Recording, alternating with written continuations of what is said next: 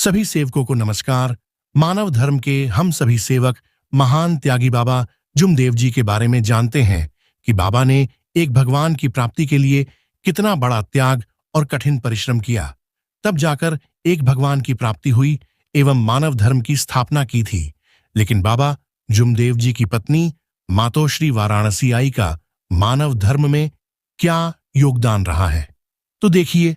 महान त्यागी बाबा जुमदेव जी ने अपने परिवार की भूत बाधा जैसे भयानक दुखों से मुक्ति पाने के लिए बहुत ही कठिन विधि साधना किए एवं भगवत कृपा प्राप्त की।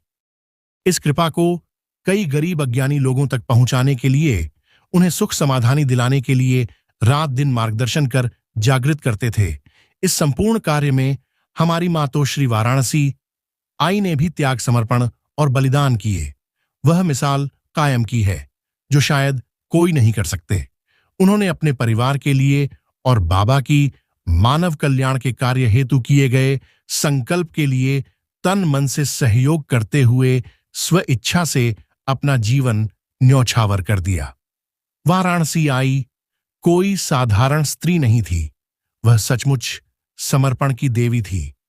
वह एक संपूर्ण पतिव्रता स्त्री थी। कोई भी साधारण स्त्री अपने स्वयं के परिवार के हितों के लिए आगे कुछ नहीं सोचती और ना ही कुछ करती है। लेकिन हमारी इस आदरणीय वाराणसी आई ने ऐसा नहीं सोचा। उन्होंने यह जानते हुए भी कि सन्यासी के मंत्र द्वारा बाबा जो विधि साधना करने जा रहे हैं वह अत्यंत कठिन है, जिसके सफल होने के परिणाम स्वरूप बाबा के प्राण को खतरा हो सकता है।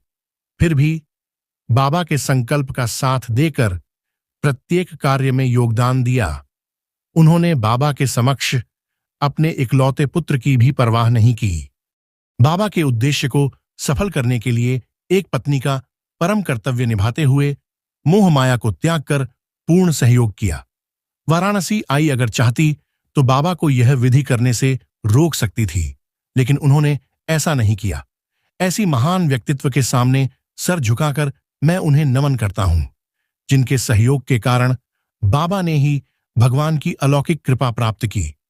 और इसके बाद इस चैतन्य मय जागृत शक्ति रूपी भगवान को निस्वार्थ एवं निष्काम भाव से हम सेवकों को सौंप दिया।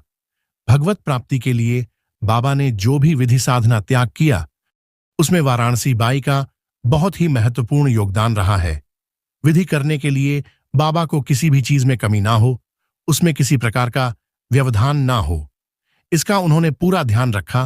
त्रिकाल हवन के समय भी हवन कार्य प्रारंभ होने के पहले जगह की साफ सफाई करके हवन कार्य की तैयारी करने में वाराणसी आई का बहुत बड़ा योगदान रहा है।